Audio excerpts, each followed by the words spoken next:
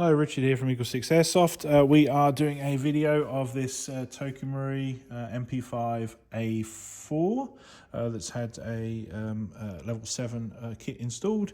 So we're just here, that is the upgraded mainspring, which is an M100 plus spacer.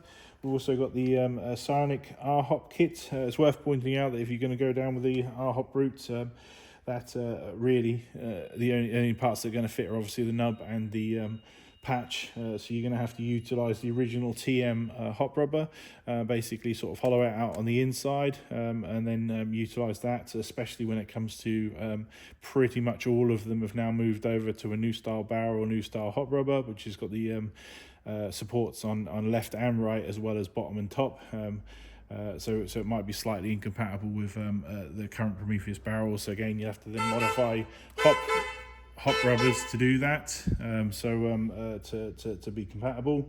So yeah, so it's so what else we got? So we've got tight bore barrel.